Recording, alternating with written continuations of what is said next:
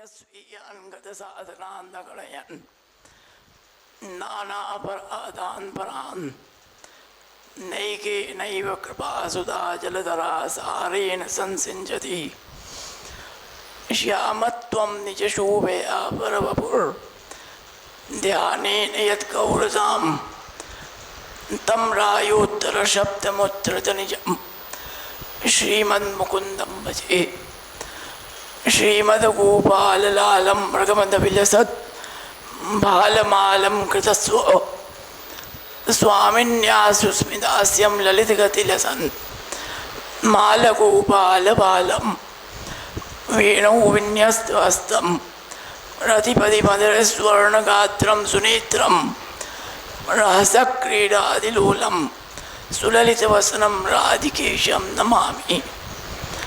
नमो नमस्ते सुविशभाय सत्वदां विदूरकाष्ठाय मोक्षयोगिनां निरस्तसाम्यातिशयनराधसा स्वधामणि ब्रह्मणि नंसते नमः।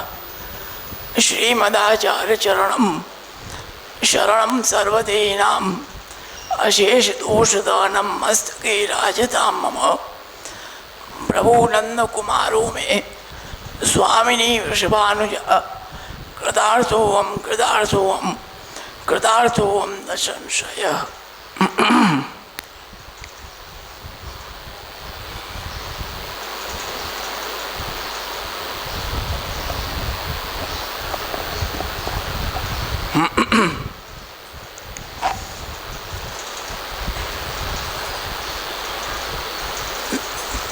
सर्वप्रथम श्री मुकुंद गोपाल प्रभु के चरणों में नमन करते हुए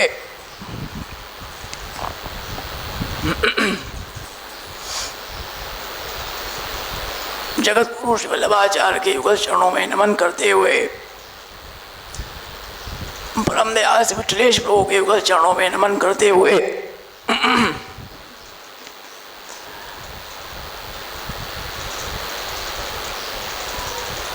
परम पूज्य परम आदरणीय श्री पितृ चरण के चरणों में नमस्कार करते हुए परम पूज्य श्री अम्मा जी के चरणों में नमन करते हुए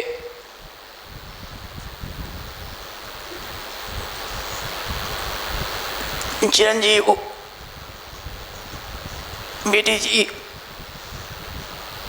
चिरंजीव छोटे लालन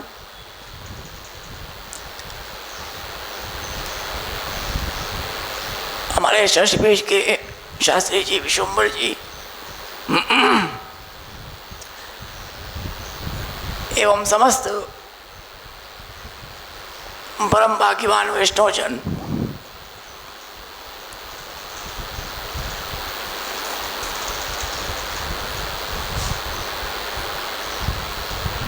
श्री मुकुंद गोपाल प्रभु के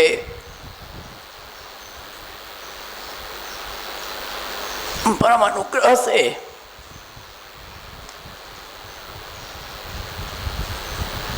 उन्हीं की प्रेरणा से इस बार अधिक पुरुषोत्तम मास में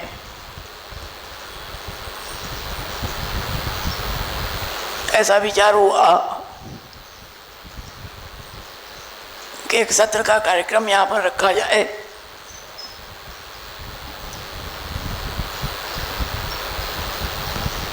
वैसे तो लखनऊ में कई बार सत्र हो चुके हैं, परंतु यहाँ पर काशी में श्री मुकुंद गोपाल प्रभु के सन्मुख ये प्रथम सत्र का आयोजन है हमारा।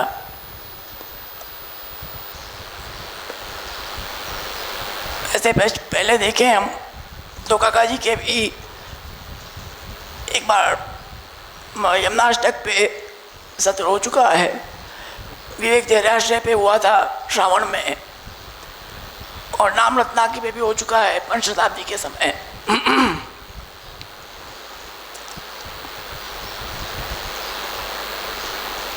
परंतु हमारा अवसर यहाँ पर नहीं आया था। पहले एक बार विचार हुआ था, परंतु फिर वो प्रोग्राम नहीं बन पाया। इस बार यही विचार हुआ कि बाकी सब जगह तो हो ही रहा है, परंतु अपने मुख्य जो स्वरूप श्री मुकुंद गोपाल प्रभु, उनके सन्मुख उनको अपनी वाणी का हम श्रवण करावे, तो ये परम सौभाग्य की बात है। तो उसी हिसाब से ये विचार हुआ कि पुरुषोत्तम मास के समय इसका आयोजन रखा जाए।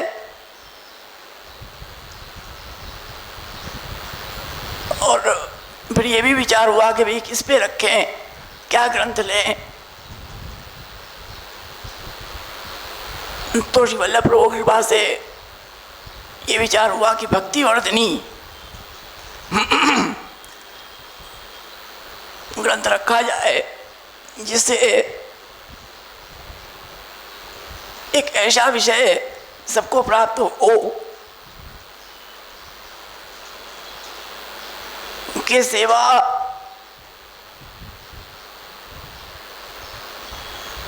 जो अपने पुष्टि संप्रदाय है, जो पुष्टि भक्ति संप्रदाय है, उसमें भक्ति ही मुख्य है। भक्ति से ही प्रभु की प्राप्ति है, न तो ज्ञान से है, न तो कर्म से है। तो भगवत प्राप्ति का जो मुख्य मार्ग है वो भक्ति मार्ग ही है। इसलिए श्री वल्लभाचार्य चरण ने भक्ति वर्धनी ग्रंथ आपने प्रकट किया, और प्रकट करके आपने ये दर्शाया कि पुष्टि भक्ति का स्वरूप क्या है। क्योंकि भक्ति मार्ग तो और भी वैष्णवाचार्यों के भी हैं, उनके भी भक्ति मार्ग हैं, परंतु वो सब जो भक्ति है वो भक्ति मर्यादा भक्ति है। और मर्यादा पुष्टि में भेद कैसे किया जाए, उसको अपन समझे कैसे कि पुष्टि भक्ति क्या है। क्योंकि श्रीमद् भागवत आदि में जो भी वाक्य हैं, जो भी प्रमाण हैं, उसमें मर्यादा भक्ति का अर्थ भी निकलता है और पुष्टि भक्ति का भी उसी से अर्थ निकलता है। तो इसीलिए श्री वल्लभाचार्य चरण ने कृपा करके पुष्टि भक्ति का स्वरूप क्या है उसको आपने भक्ति वर्धनी में प्रकट किया है।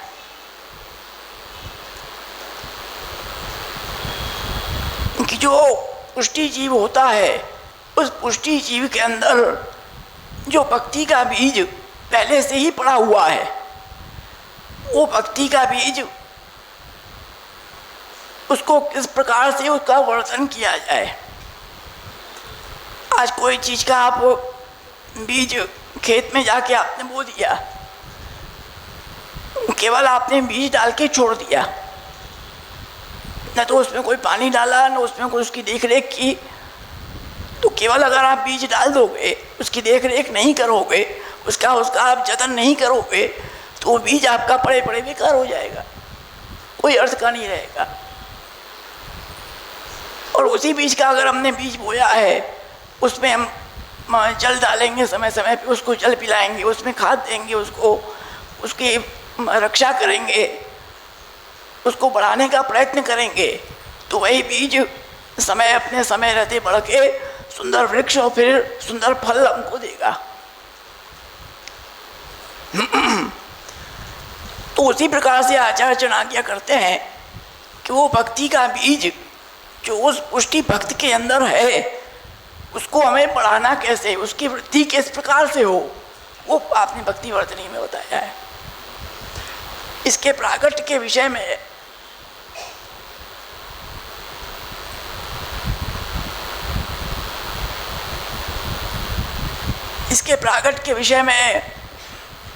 हमारे भैया भैया ने भी बताया और शास्त्री जी ने भी बताया है।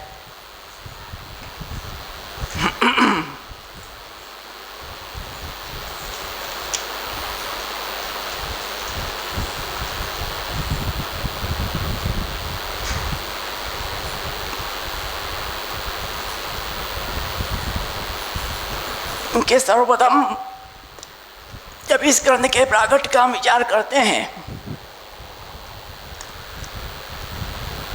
तो इस खंड का प्राकट्य आखिर हुआ क्यों, उसका क्या कारण है?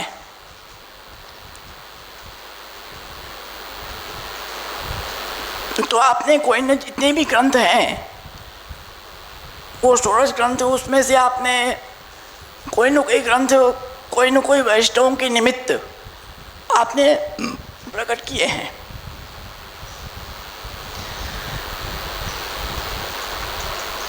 इस ग्रंथ के परिचय से पहले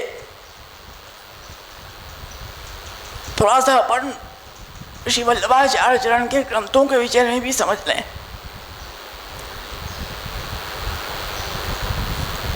जो आपके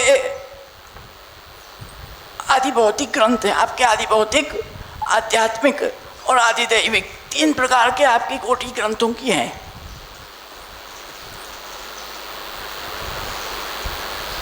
उसमें से आदि भौतिक ग्रंथ,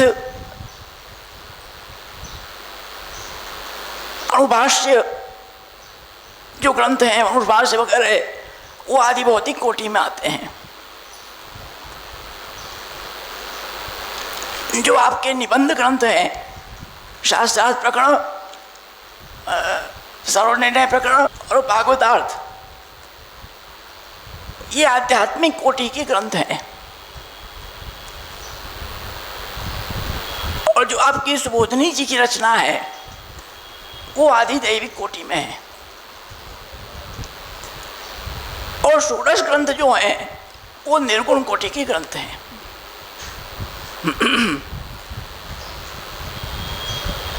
और उसमें भी 16 ग्रंथ में, जो 16 ग्रंथ हैं, उसमें से जो ये भक्तिवर्धनी है,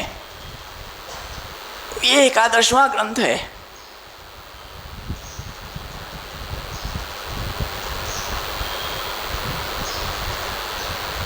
तो आपने ये भक्तिवर्धनी जो 11 ग्रंथ, आपने उसकी गिनती किस प्रकार से बैठाई हुई, इसका कोई प्रमाण प्राप्त नहीं होता है कि ये प्रथम यमुनाष्टक प्रथम क्यों है, या बालबोध दूसरा ही क्यों है, या सिद्धांत रहस्य चौथा ही क्यों है। ऐसा उसका कोई प्रमाण अभी तक प्राप्त नहीं हुआ है कि इसकी गिनती का क्या प्रमाण है। परंतु भक्तिवर्धनी 11वां ग्रंथ है। और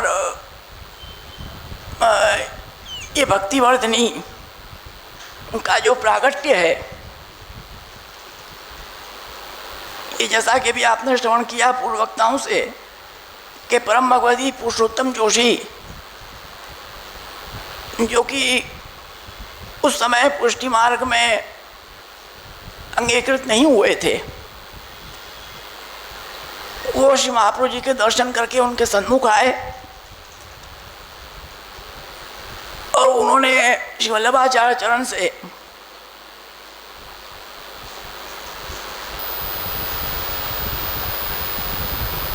जब प्रथम बार उन्होंने दर्शन किए, तब सबसे पहले उन्होंने यही पूछा कि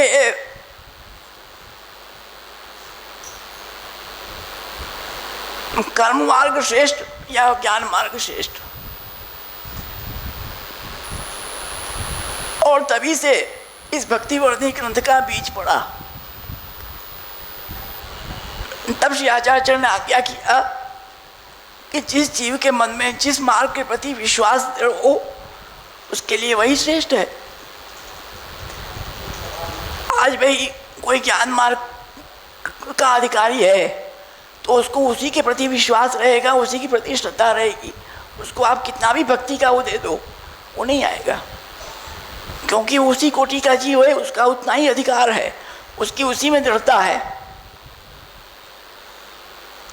तो इसलिए आचार्य ने कहा कि जिसमें जिसकी दृढ़ता हो उसके लिए वो श्रेष्ठ है।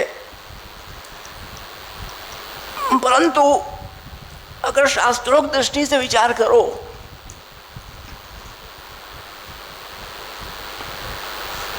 तो भक्ति मार्ग ही श्रेष्ठ है।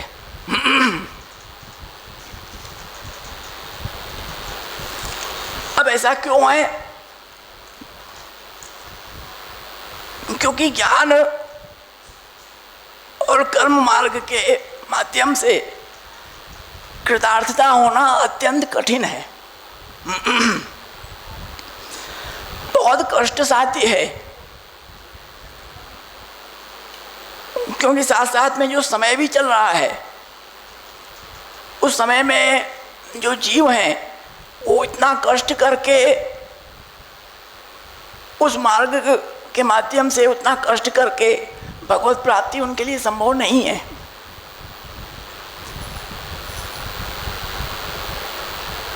परंतु भक्ति मार्ग ऐसा है कि जिसमें सहज रूप से जीव कृतार्थ हो सकता है, उसको सहजता में भगवत प्राप्ति हो सकती है।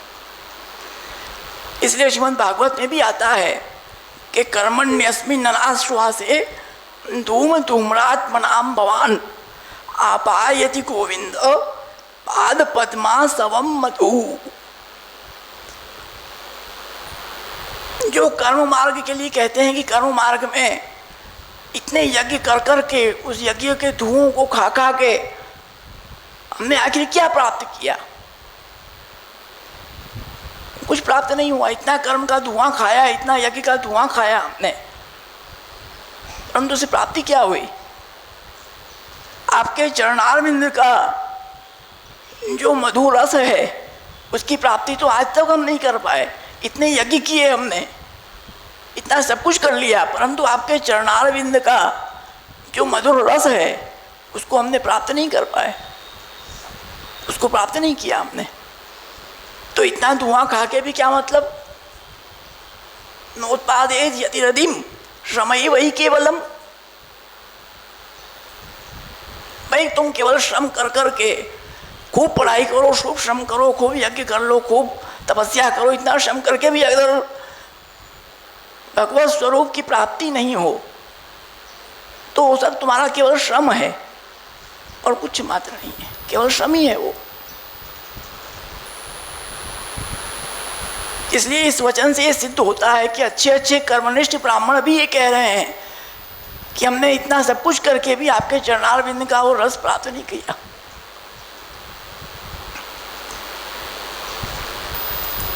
इसलिए यहाँ पर कहते हैं कि परीक्षित जी, अच्छी तरह से गोविंद के चरण कमल का मृदु तो आप प्राप्त कर रहे हो, जो आप भागवत का श्रवण कर रहे हो, आपको ऐसा सौभाग्य मिला। हमने तो इतने यज्ञ किए, सब कुछ किए, फिर भी हमको ये सौभाग्य नहीं मिला। और इसी प्रकार से ज्ञानी भी जो होता है, वो ज्ञानी भी पढ़कर ज्ञान के माध्यम से केवल क्या प्राप्त करता है? उसके पूर्ण,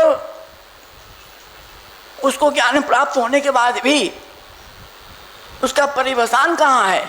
तो केवल अक्षर ब्रह्म में है।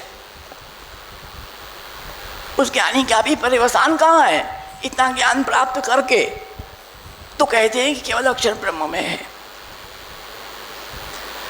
पूर्ण पुरुषोत्तम की प्राप्ति उसको नहीं हो सकती।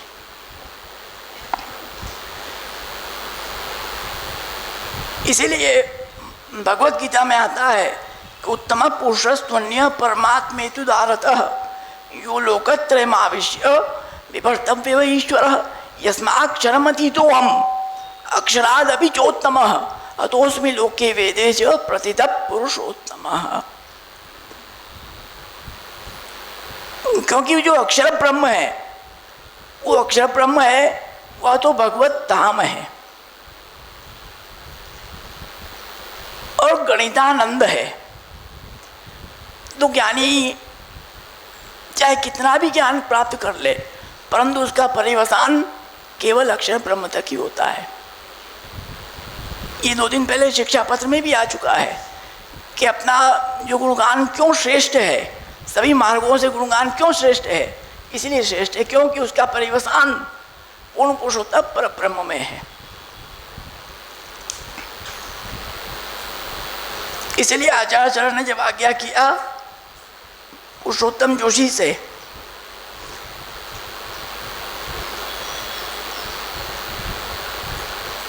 तब पुरुषोत्तम जोशी ने क्या कहा कि कृपानाथ, आप कृपा करके भक्ति का स्वरूप समझाइए, तब हमें समझ में आवे।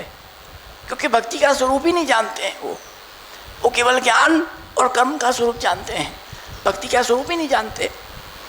तो आपने विनती किया कि आप कृपा करके हमको भक्ति का स्वरूप समझाइए। तब श्री वल्लभाचार्य चरण ने कृपा करके भक्ति वर्धिनी ग्रंथ का प्राकट्य किया और उनको पढ़ाया।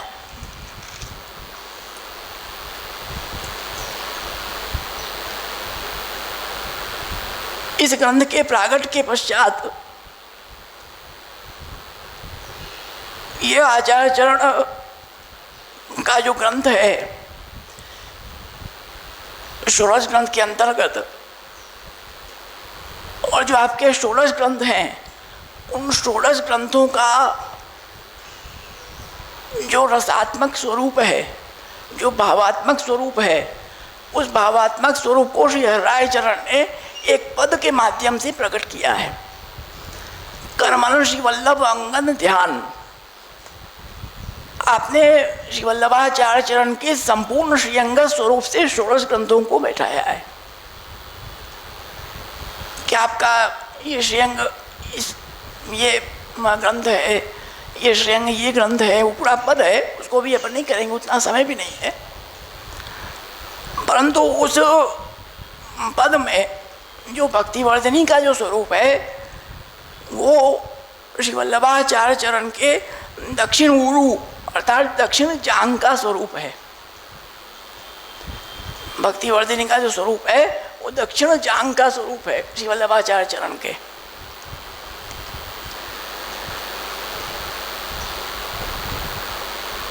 और इसकी जब साम्यता अपन मिलाते हैं तो श्रीमद् भागवत के स्कंदों में जो पंचम स्कंद है वो श्री गोवर्धन धरण के सकित का स्वरूप है।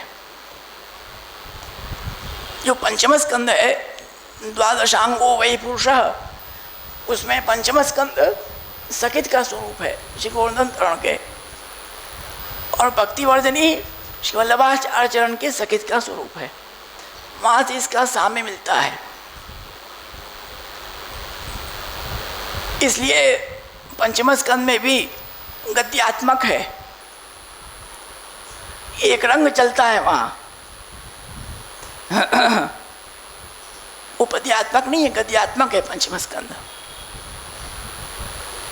और पंचम स्कंद के प्रारंभ में ही जो आग्नेन्द्र का प्रसंग है वो आग्नेन्द्र का प्रसंग भी वर्णाश्रम धर्म को पालन करते हुए भगवत प्राप्ति का है। जो आग्नेन्द्र का प्रसंग आता है उसमें सन्यास को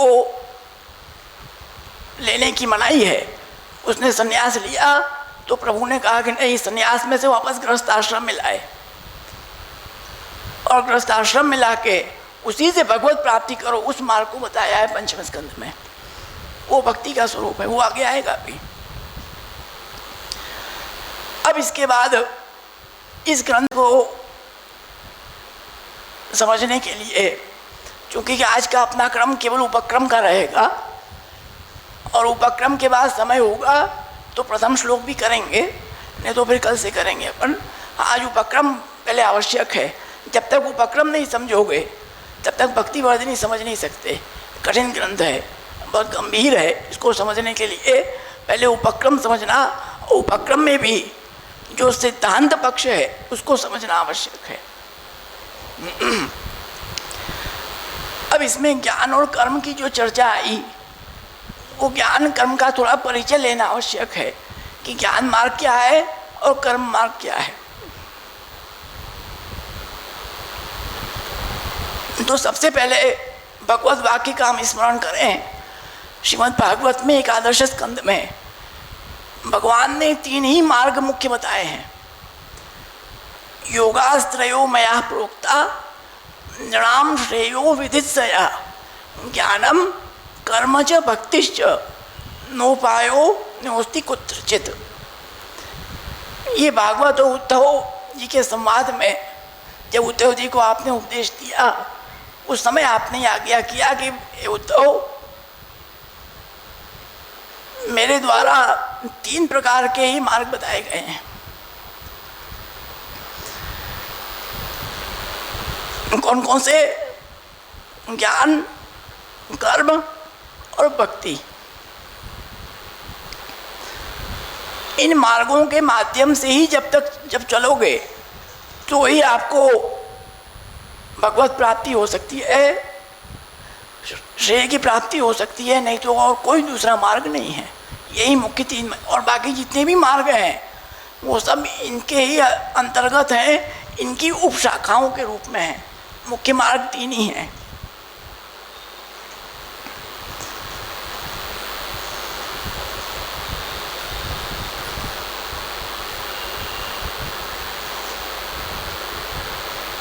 और जो सच्चिदानंदात्मक परब्रह्म जो पूर्ण पुरुषोत्तम है, वह भी तीन मार्गों के माध्यम से ही क्रीड़ा करता है, जिसमें आदि भौतिक रूप से जगत रूप में क्रीड़ा करते हैं प्रभु। आदि भौतिक रूप से आप जगत रूप में क्रीड़ा करते हैं, आध्यात्मिक रूप से अक्षर ब्रह्म, और आदिदैविक स्वरूप क्या है कि परब्रह्म पूर्ण पुरुषोत्तम। तीन आपके स्वरूप हैं। आदि भौतिक स्वरूप जगत रूप है, जो आध्यात्मिक स्वरूप है वो अक्षर ब्रह्म है, और जो आदिदैविक स्वरूप है वो पूर्ण पुरुषोत्तम परब्रह्म का है। इसमें से जो आदि भौतिक मार्ग है वह कर्म मार्ग है, और उस कर्म मार्ग का पर्यवसान वह लोक पर्यवसायी है।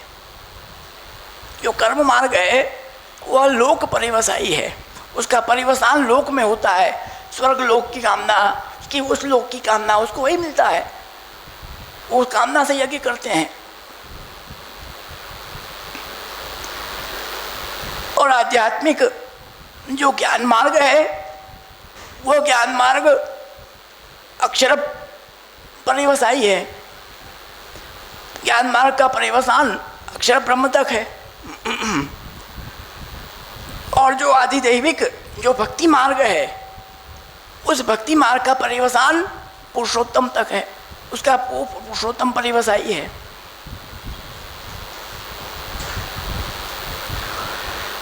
जो ज्ञानी होते हैं वो अक्षर ब्रह्म में ही पूर्ण फलत्व मान लेते हैं,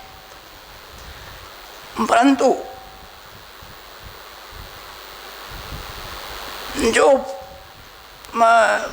पुष्टि भक्ति जो दैवी जीव है, पुष्टि जीव है, वह अक्षर ब्रह्म को परमफल नहीं मानते, बल्कि प्रभु का धाम स्वीकार करते हैं।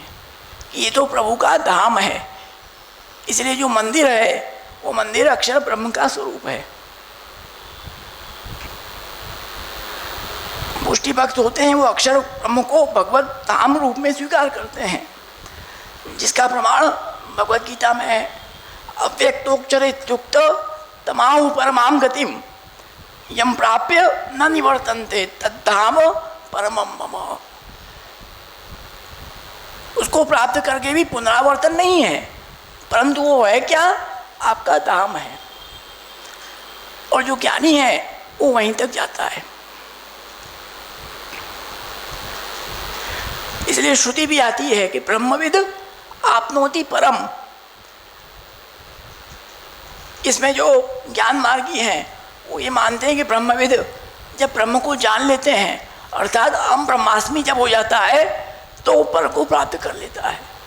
परंतु श्री आचार्य आज्ञा करते हैं कि नहीं, ऐसा नहीं है। ब्रह्मविद अर्थात अक्षर ब्रह्मविद आपनोति परम।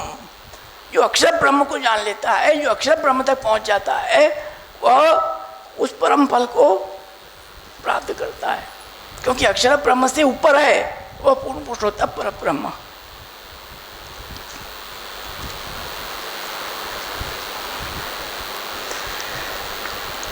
क्योंकि जो शुद्ध पुष्टि जीव होते हैं वो तो केवल भगवत स्वरूप लाभ को ही प्राप्त करना चाहते हैं।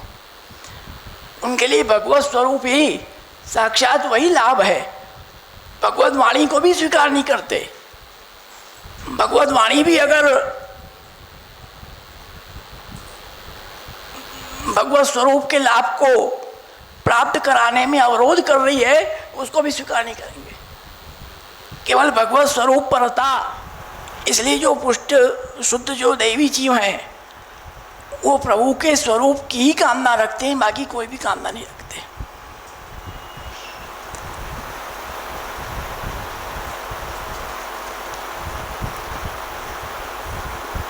और जब शास्त्रों में भी विचार करें तो शास्त्रों में भी स्पष्ट है कि भक्ति के माध्यम से ही भगवत प्राप्ति है। भूम विद्या में, छांदोग्य उपनिषद में भूम विद्या में इसका प्रमाण है। यत्र नान्यत पश्यति नान्यत शृणोति नान्यत विजानाति स भूमा स वा एष एवं पश्यन् एवं मनमानम् एवं विजानन् आत्मरति आत्मक्रीडा आत्ममिथुन आत्मानंदस्य सुराट भवति परम ब्रह्म एतद्यो ध्यायति रसति भजति सो अमृतो भवति। ये भूम विद्या का प्रमाण देते हैं कि भक्ति से ही प्रभु प्राप्त हो सकते हैं, बाकी प्रभु प्राप्त नहीं हो सकते।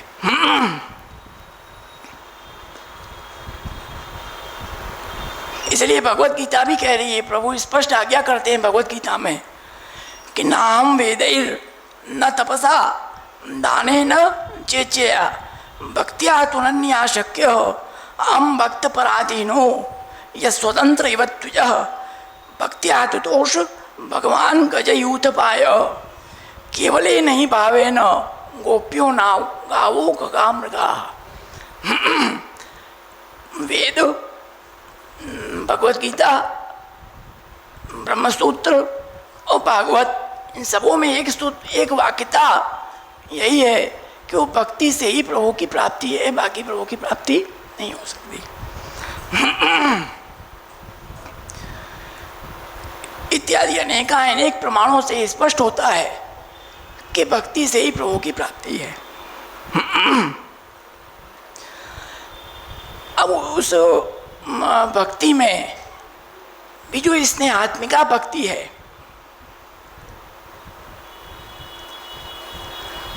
वह स्नेहात्मिका भक्ति का स्वरूप क्या है? क्योंकि प्रभु की प्राप्ति उस स्नेहात्मिका भक्ति से ही हो सकती है।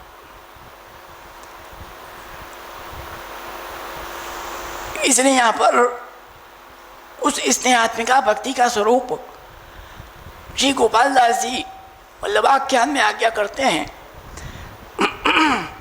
कि आप सेवा करी सीखवे श्री हरि भक्ति पक्ष वैभव सुदृढ़ कीनो आपनी लीला ते बदन पोते कही उच्चार आनंद अधिक दीत हो वेद दति मध्य नवनीत जे भजन रस मथित माधुरी जीवे श्रवण की तो। वेद अर्थात वेद रूप जो दही है, उस वेद रूप दही का जब मंथन होता है तो उस मंथन होने से उसमें से क्या चीज़ निकलती है? एक तो मक्खन निकलता है और एक क्या निकलती है? छाछ निकलती है। तो वेद दधि मध्य नवनीत जे भजन रस, जो मक्खन है, नवनीत है, वो तो भजन रस है। उस भजन रस को मथ के निकाल के उसको जो देवी जीव हैं उसको आप उसका श्रवण का आनंद लेते हैं। और उसके साथ जो छाछ निकलती है, तक्र सम कर्म पथ स्नेह रस हीन जे, कितनी सुंदर सैद्धांतिक आज्ञा करते हैं गोपाल दास जी। विचार करो कि वो छाछ क्या है कि तक्र सम कर्म पथ, वो खट्टी छाछ है। वो खटास क्या है कि कर्म मार्ग है। और वह कर्म मार्ग कैसा है कि स्नेह रस हीन जे, उसके अंदर स्नेह रस है ही नहीं, बिल्कुल स्नेह रस से हीन है वो कर्म मार्ग। श्वेत जानी, परंतु श्वेत सफ़ेद झक होती है, जो कर्म मार्गी होते हैं उसको श्वेत समझ, जो भजन रस से विमुख होते हैं वह उस छाछ को पीते हैं और उसको इस पीछ के समझते हैं कि हमको बड़ा आनंद आ गया। उस नवनीत को वो नहीं समझते। उस नवनीत को तो शुद्ध देवी जीव, जो पुष्टि जीव है, उसको समझता है, उसका आनंद लेता है। अब कुछ सिद्धांतिक जो अपने पॉइंट हैं उसको समझना थोड़ा आवश्यक है।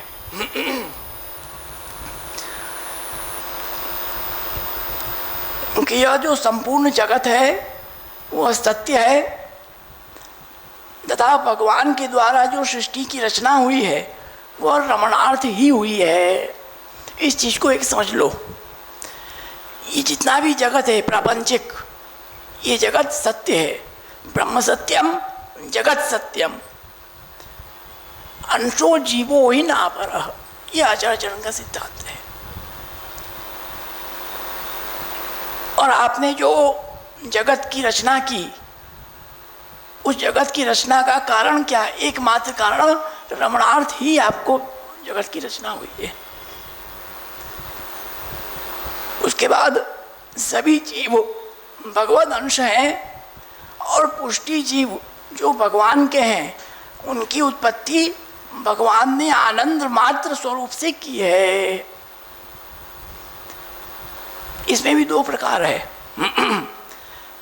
जो मर्यादिक जीव है, प्रवाही जीव है, उनकी उत्पत्ति अलग है। जो शुद्ध दैवी जीव हैं, पुष्टि जीव हैं, उनकी जो उत्पत्ति है वो आनंद मात्र से ही है।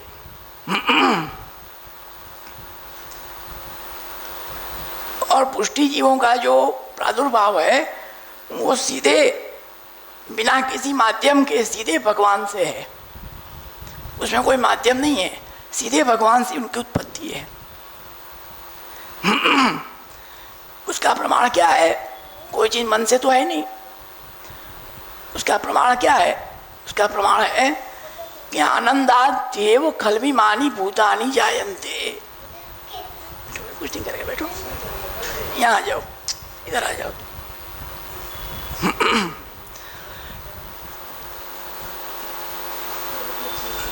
जो एक श्रुति आती है यतो वा इमानि भूतानि जायन्ते येन जातानि जीवन्ति, इसमें सब प्रकार का प्रागट्य है। दूसरे जीवों का, मर्यादा जीवों का, प्रवाही जीवों का इससे प्रागट्य है। परंतु जो शुद्ध पुष्टि दैवी जीव हैं उनका प्रागट्य क्या है कि आनंदात् देव खलविमानि भूतानि जायन्ते तेन जातानि जीवन्ति। वो केवल आनंद मात्र स्वरूप से ही आप प्रागट किया है दैवी जीवों का।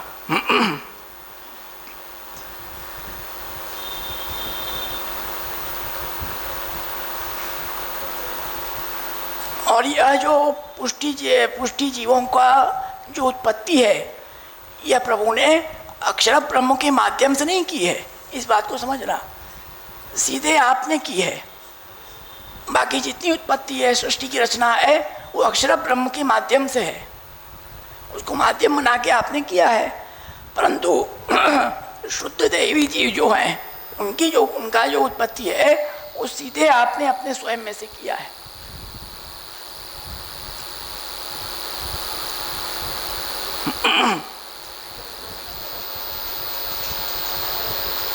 और इसमें भी जो श्रुति में आता है कि खलविमानी भूतानि भूतानि जायन्ते, केवल आपने पुष्टि दैवी जीवों की रचना नहीं की, पुष्टि सृष्टि संपूर्ण ब्रजमंडल पशु पक्षी सबकी आपने रचना की है।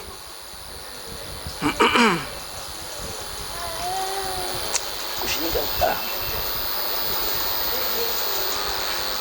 और इस श्रुति के माध्यम से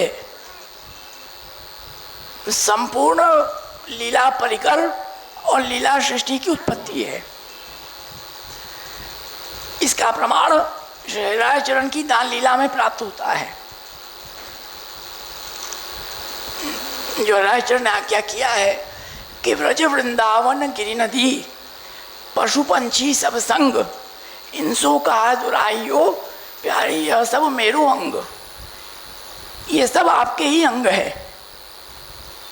तो भगवान ने दैवी जीव दैवी सृष्टि की रचना, उसमें दैवी जीव भी आ गए, संपूर्ण ब्रजमंडल भी आ गया, और ब्रजमंडल में स्थित जितने भी जीव हैं या लीला की सामग्री है वो सब उसके अंदर आ गए।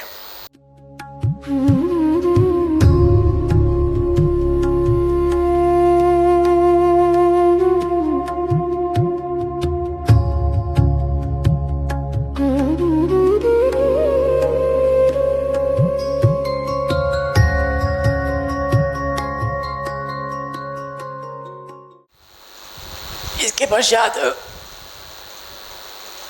इस ग्रंथ में जो कुछ विशेष सिद्धांत वचन है उनको भी पहले हम समझ लें, तब आगे बढ़ें हम। सभी जितने भी जीव हैं उन सभी जीव मात्र का धर्म भगवत सेवा और वह सेवा नंदालय में जाकर,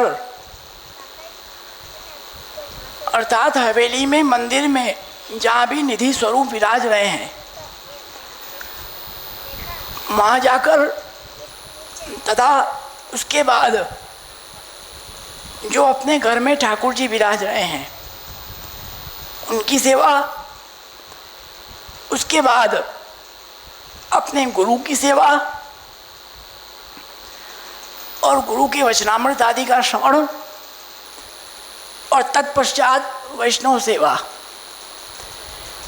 ये एक प्रत्येक वैष्णव के लिए आवश्यक है, ये उसका परम धर्म है। एक तो निधि स्वरूप जहाँ भी विराज रहे हों, हवेली मंदिर में, उनकी सेवा का सर्वप्रथम धर्म है जीव का। श्री गोकुलनाथ जी भी आज्ञा करते हैं, यदि हम कहीं बाहर गए हैं और निधि स्वरूप की हवेली पास में है, सब काम छोड़ के पहले वहाँ दर्शन के लिए जाओ और उसके बाद नंदालय की सेवा पहुँच के फिर अपने घर के ठाकुर जी की सेवा करो और फिर वहाँ से पहुँच के अपने गुरु की सेवा, गुरु के वचनामृत का श्रवण और तत्पश्चात वैष्णवों की सेवा।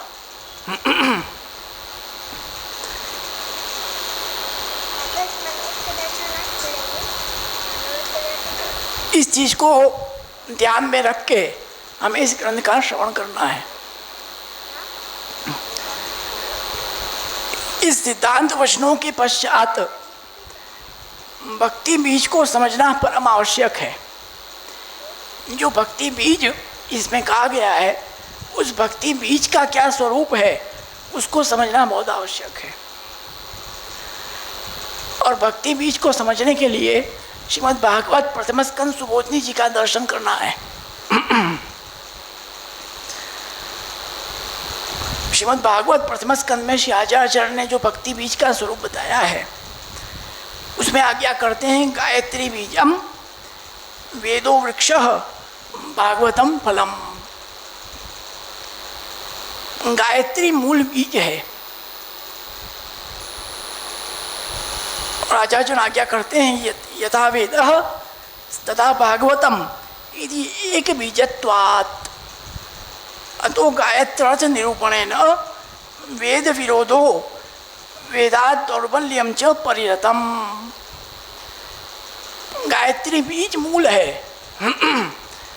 इसे गायत्री बीज होने से वेद और श्रीमद् भागवत दोनों की प्रामाणिकता में कोई भी संदेह नहीं है। जैसे वेद का प्रमाण है उसी प्रकार श्रीमद् भागवत का भी प्रमाण स्वीकार करना है, क्योंकि बीज क्या है? एक गायत्री।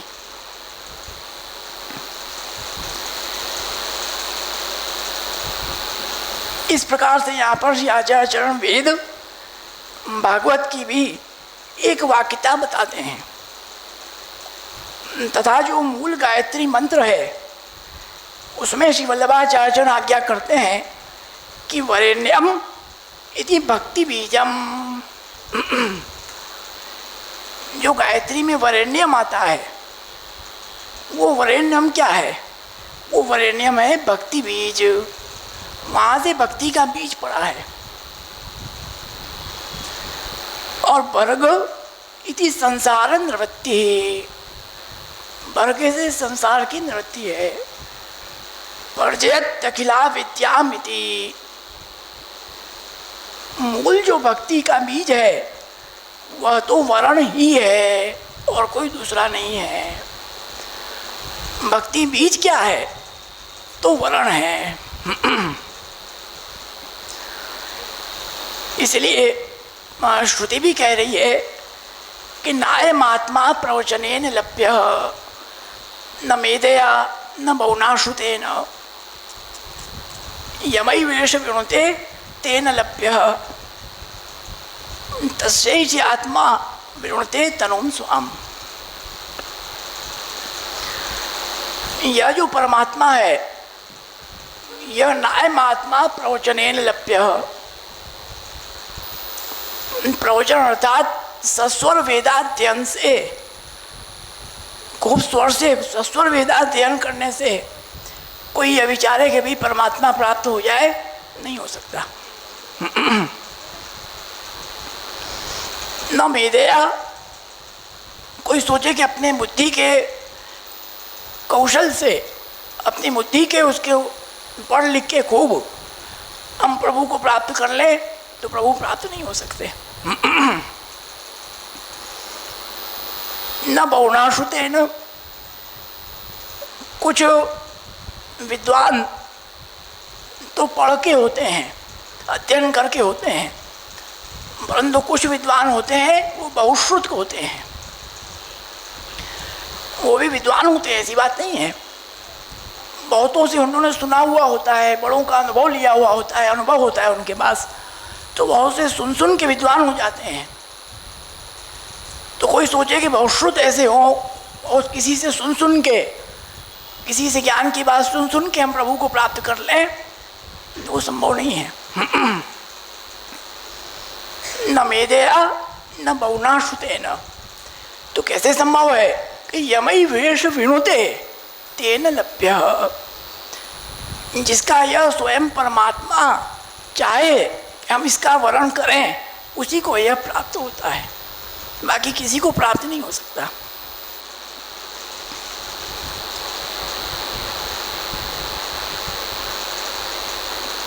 इसीलिए श्री आचार्यचरण ने भी जो मूल भक्ति का लक्षण बताया है निबंध में, आप स्पष्ट आज्ञा करते हैं कि महात्मा ज्ञान पूर्वस्तु सुदृढ़ सर्वतोधिको स्नेहो भक्ति दया मुक्ति न जानने था। महात्मा ज्ञान जिसके पूर्व में स्थित हो, और वह स्नेह कैसा हो कि सर्वतोधिक, सबसे अधिक और सुदृढ़ हो। इसलिए आगे आएगा इसमें, बीज भावे दृढ़े तो स्यात्, उसकी दृढ़ता कैसे हो, इसलिए कहा कि सुदृढ़ स्नेह होना चाहिए, सर्वतोधिक हो और सुदृढ़ हो। वह जो स्नेह होगा वह स्नेह भक्ति स्वरूप है, वही भक्ति है।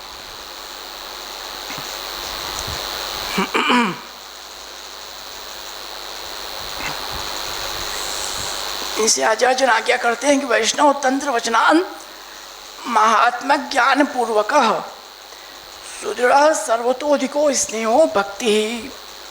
सुदृढ़ सर्वतोधिको स्नेह तो आत्मत्वेन ज्ञाति भवति, महात्मा ज्ञानंतु सृष्टि आदि भी।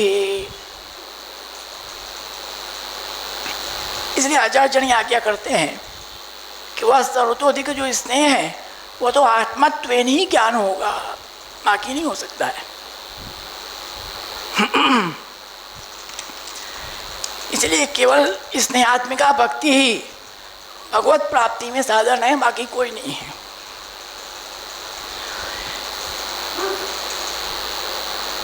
यहाँ पर जो भज धातु है वह भज धातु सेवार्थक है, तथा तिन प्रत्यय है वह प्रेमार्थक है। और व्याकरण की दृष्टि से प्रत्ययार्थ धात्वार्थ से प्रबल होता है। इसलिए यहाँ पर पुष्टि पुरुषोत्तम यशोदो संग लालित रसिक मूर्धन्य श्री कृष्ण ही स्नेहात्मिका भक्ति सेवा,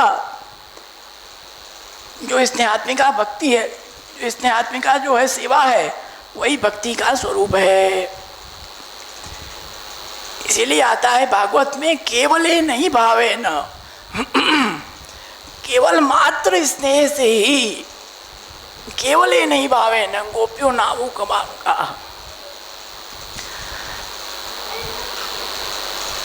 और हमारे जो अष्टसखा हैं वो अष्टसखा भी स्पष्ट आज्ञा करते हैं के प्रीतम प्रीत हिते पइये, यद्यपि रूप गुणशील सुगरता इन बातन न रिजइये।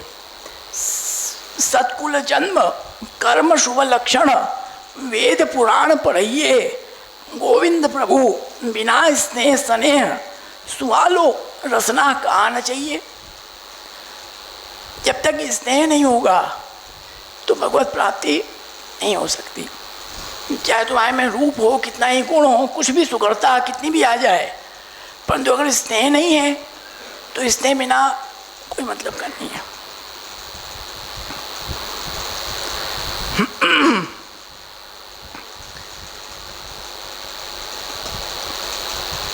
और जब भक्ति का उद्भव का विचार करते हैं हम, तो श्रीमद् भागवत में स्पष्ट आता है, सुबोधनी जी में आचार्य आज्ञा करते हैं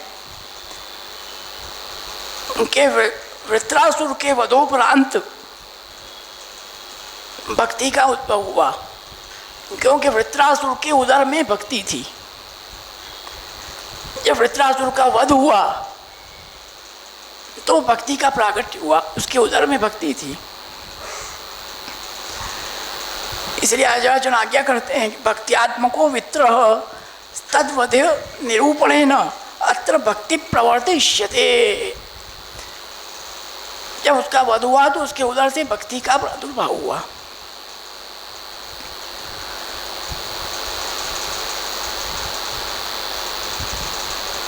ये इसका उपक्रम का एक क्रम अपना यहाँ समाप्त हुआ। और अब इस ग्रंथ के ऊपर जो आगे अपन को क्रम चलना है उसका अपन विचार करेंगे, किस टीका के अनुसार इस पे अपन चलेंगे। तो इस ग्रंथ में जो टीका का जो मूल आधार है वो श्री गोकुलनाथ जी की टीका का मूल आधार लेके अपन चलेंगे। इसमें टीकाएं तो बहुत हैं, बालकृष्ण जी की भी है, रघुनाथ जी की है, लालू भट्ट जी की है, पुरुषोत्तम जी की है, जयगोपाल भट्ट की है, बहुत टीकाएं हैं इस पे। परंतु श्री गोकुलनाथ जी की टीका एक सहज रूप में सबको समझ भी आ जाएगी। और आपने कृपा करके और सुंदर इसका विवेचन किया है, क्योंकि पुरुषोत्तम जी की टीका तो बड़ी कठिन है, वो सब तो समझ में नहीं आ सकती है। तो श्री गोकुलनाथ जी ने कृपा करके अवतारण से आपने सहज रूप में टीका की, तो उसी के ऊपर अपन आधार के ऊपर चल के उसका आगे विवेचन करेंगे। और साथ साथ में जहाँ जहाँ मुख्य मुख्य अंश हैं वहाँ पर पुरुषोत्तम जी के और लालू भट्ट जी के भी अपन लेंगे। उन दोनों का टीका का आधार भी थोड़ा थोड़ा जहाँ है अंश उसको भी लेंगे अपन, परंतु इसका मुख्य आधार श्री गोकुलनाथ जी की टीका होगी। अब इस ग्रंथ में 11 श्लोक हैं और उसको समय के अनुसार अपन कैसे उसकी सेटिंग करना है उसको बैठा के उसका विवेचन करेंगे अपन।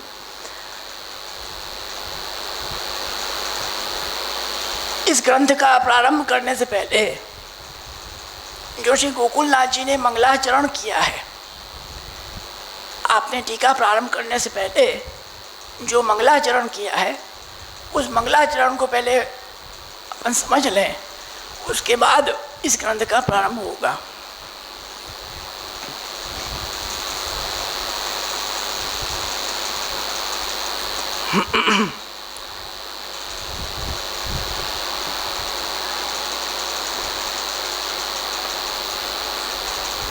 तो यहाँ पर भक्तिवर्धिनी की टीका प्रारंभ करने से पहले श्री गोकुलनाथ जी आप मंगलाचरण करते हैं कि नत्वा स्वाचार्य पादाब्जम कृपा मधुसु पूरितम तत्परागारक्त बुद्ध्या व्याख्या से भक्तिवर्धनी।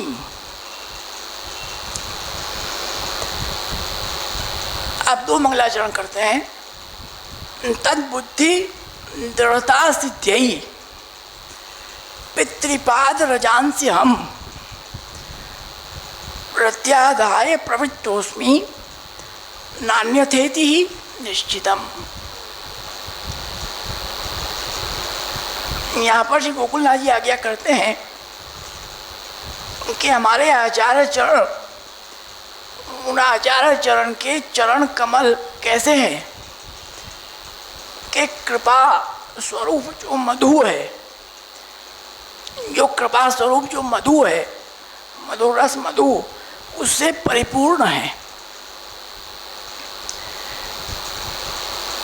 एवं उन चरण कमल के पराग से आरक्त जो मेरी बुद्धि, उसी के द्वारा इस भक्ति वर्धिनी ग्रंथ की व्याख्या मैं करूँगा।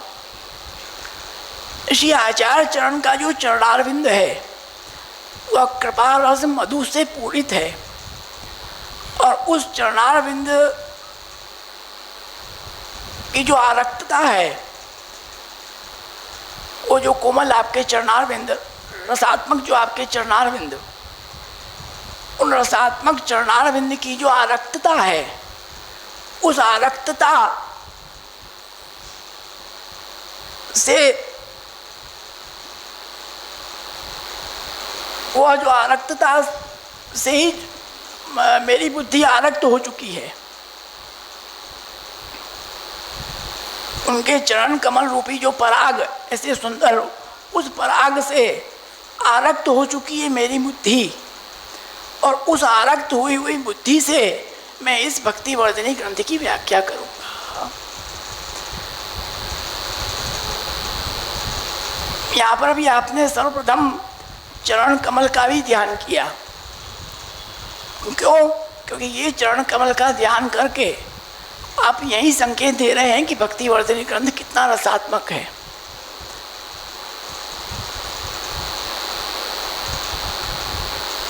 आप संकेत देते हैं गोपी गीत का, चरण पंकजम शांतमं च ते रमण नस्तने स्वल्पयादिहन। आपके वो चरणारविंद का ध्यान करके, उस चरणारविंद की रसात्मकता का ध्यान करके आप यहाँ पर श्री वल्लभाचार्य चरण के चरणारविंद का ध्यान कर रहे हैं। वो ऐसे रसात्मक आपके चरणारविंद हैं, उनकी पराग से जो आरक्त हो गई है मेरी बुद्धि। जो कमल का पराग होता है, उस पराग को लेके जब अगर घिसेंगे तो हमारा हाथ भी केसरी ऐसा लाल लाल हो जाता है। तो उस पराग के रंग से आरक्त हो चुकी है बुद्धि, ऐसा मैं इस भक्ति वर्धिनी की व्याख्या करूँगा। और उसके आगे आप क्या आज्ञा करते हैं कि जो पूर्व में बताया कि मेरी बुद्धि उस पराग से आरक्त हो चुकी है, उस बुद्धि की दृढ़ता के लिए, उस बुद्धि की दृढ़ता की सिद्धि के लिए अब आज्ञा करते हैं कि मेरे जो पितृचरण श्री गोसाई जी, उनके चरणारविंद की रज है, उस रज को अपने हृदय में धारण करके इस ग्रंथ की टीका के लिए प्रवृत्त हो जाऊं, और इससे अलावा और कुछ भी नहीं।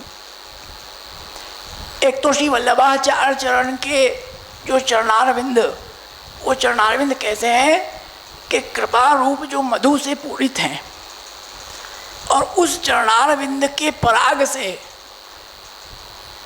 इनकी बुद्धि आरक्त हो गई। ऐसे श्री गोकुलनाथ जी आज्ञा कर रहे हैं कि मेरी बुद्धि आरक्त हो चुकी है, उससे मैं भक्ति वर्धिनी ग्रंथ करूँगा।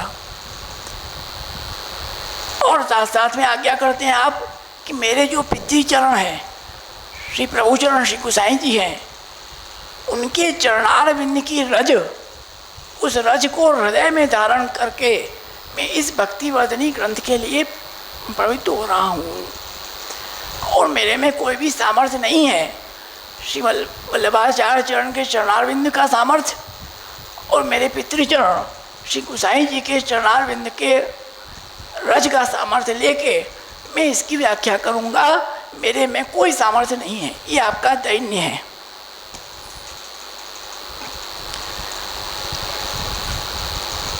तो ये मंगलाचरण यहाँ पर हुआ। तो अब कल अपन इस ग्रंथ का प्रारंभ अपन अब कल से करेंगे। आज प्रथम दिवस भी था तो सेटिंग करने में भी थोड़ा समय लग गया। कल से समय का भी ख्याल रख के 5:45 बजे तक यहाँ पर सब उपस्थित हो जाओ, क्योंकि समय रहे समय से चलेगा तभी पूर्ण होगा, नहीं तो पूर्ण नहीं हो पाएगा फिर। इसलिए समय से रखेंगे तो उसका क्रम पूर्ण हो जाएगा। आज का क्रम अपन यहीं पर संपूर्ण करते हैं। इस उपक्रम को अपने मगज में बैठा के उसको याद रख के इस पूरे सत्र का श्रवण करना है। अगर उपक्रम नहीं श्रवण कर, उपक्रम यदि भूल जाओगे तो ग्रंथ का फिर आगे की पंक्तियाँ समझ में नहीं आएंगी। जैसे उपक्रम के जितने भी पॉइंट हैं उनको समझ के हमें आगे बढ़ना है। अब जब तक दर्शन खुले उससे पहले काका जी के वचनामृत का श्रवण करके श्रीमदाचार्य चरणम शरणम सर्वदेहिनाम अशेष दोष दहनम मस्तके राजताम मम न मंत्रेण तंत्रेण च ज्ञान सिद्धिर्ष न वैकुंठ बुद्धिस्तु वैकुंठ लोके गतिर्विठ्ठलेशे रतिर्विठ्ठलेशे मतिर्विठ्ठलेशे सदा वैवमास्तु।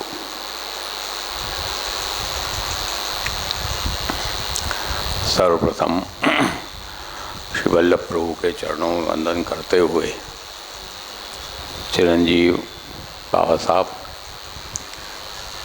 चिरंजीव बालकद्वय एवं राजा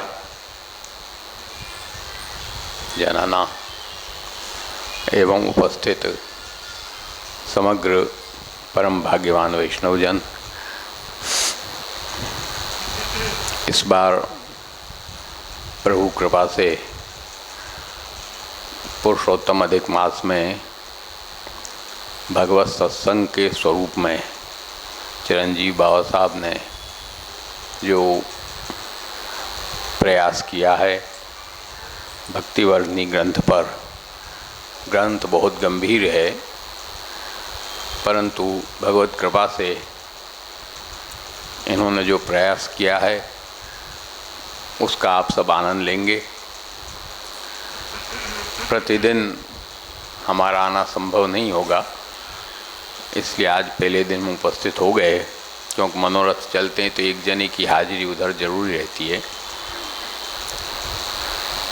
भक्तिवर्धिनी के उपक्रम में शास्त्री जी भी बोले, भैया भी बोले, बाबा साहब बोले ही हैं, उन्होंने सब बताया होगा।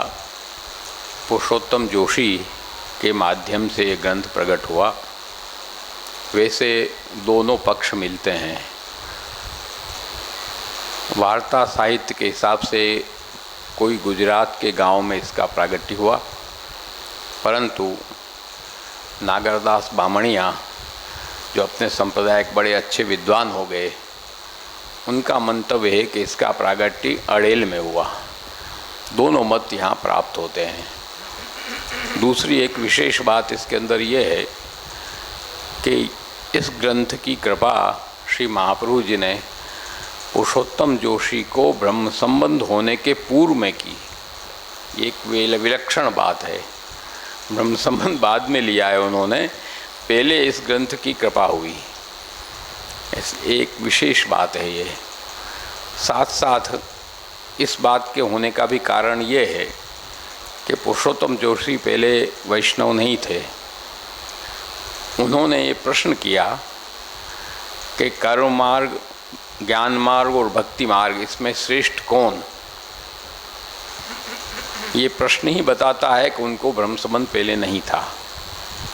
और इस प्रश्न के उत्तर में इस ग्रंथ का प्रागट्य हुआ। शॉर्ट में इसका जो अपन विचार करें तो ज्ञान, कर्म, ज्ञान और भक्ति, 3 मार्ग हैं, इसके इतर कोई मार्ग नहीं है। कर्म मार्ग ब्रह्मलोक पर्यंत है, ज्ञान मार्ग अक्षर पर्यंत है।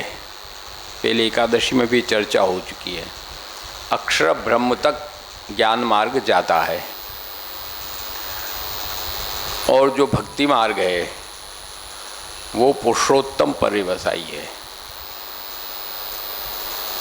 उसमें वस्तुतः इसके अंदर दोनों मार्गों की चर्चा सन्निहित है। क्यों कि वस्तुतः अहंता और ममता ये 2 चीज़ ऐसी है कि ये 2 चीज़ भक्ति में महान बाधक है। अहंता अपनी जो है और जो अपना ममत्व है, ये मेरा है, ये मेरा है, ये मेरा है, मैं हूँ, मैं हूँ, मैं हूँ, जो अहम है और जो ममत्व है, ये भक्ति में महान बाधक हैं। ये 2 चीज़ भक्ति में नहीं हो सकती। तो वस्तुतः कर्म मार्ग के माध्यम से ममत्व का निराकरण है और ज्ञान मार्ग के माध्यम से अहम का निराकरण है। इन दोनों का निराकरण होने के बाद भक्ति मार्ग के माध्यम से पूर्ण पुरुषोत्तम की प्राप्ति है।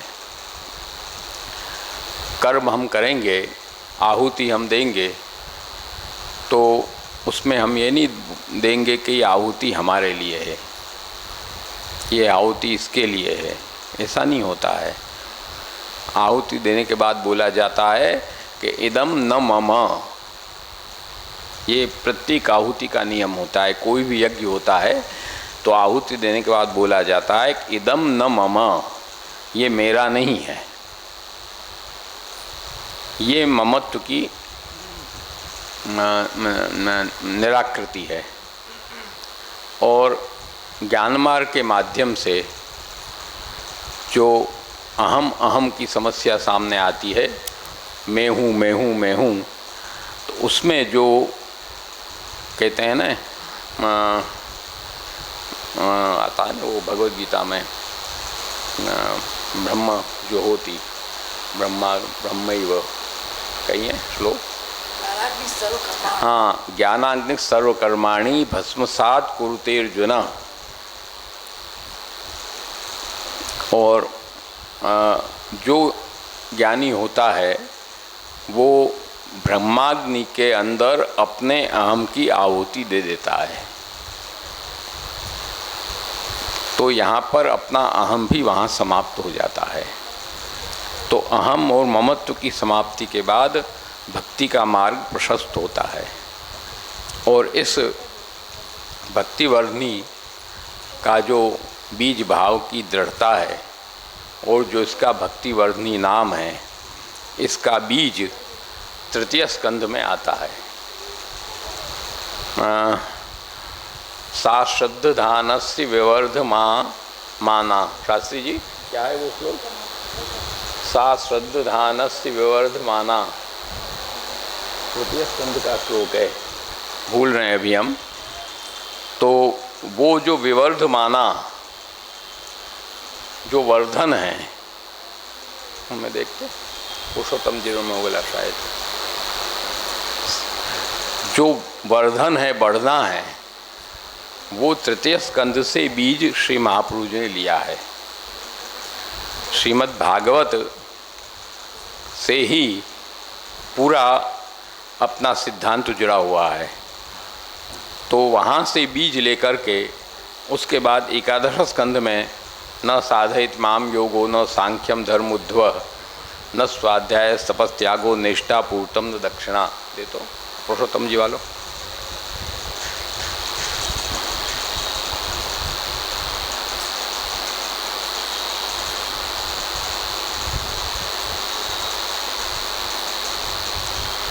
सा श्रद्धानस्य विवर्धमानया, बात तो कहीं है, चश्मा बिना ही दिखेला।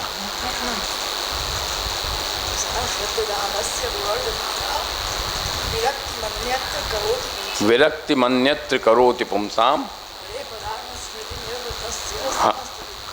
हरे पदानुस्मृति निर्वृतस्य समस्त दुखात्य माशु धत्ते।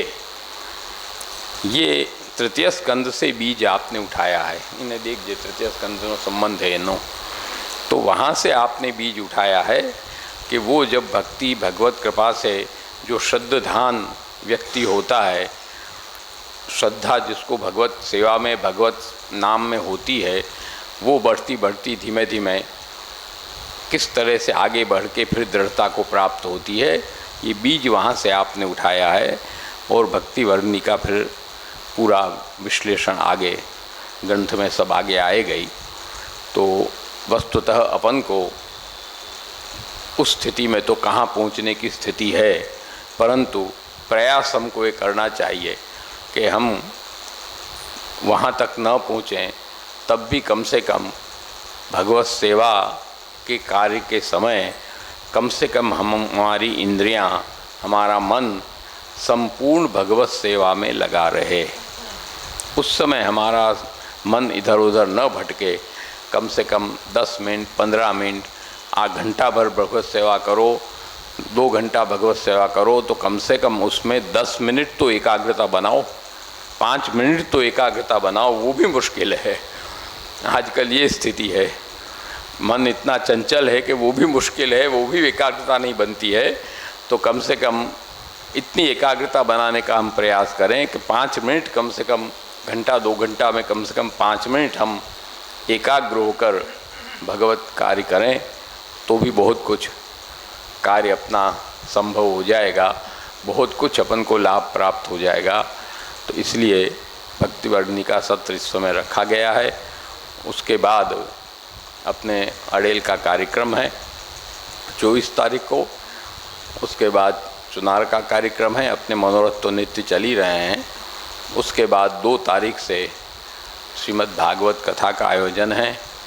बसंत जी शास्त्री मथुरा के वो भागवत कथा का कार्य होगा, वो 7 दिन की भागवत कथा का क्रम रहेगा।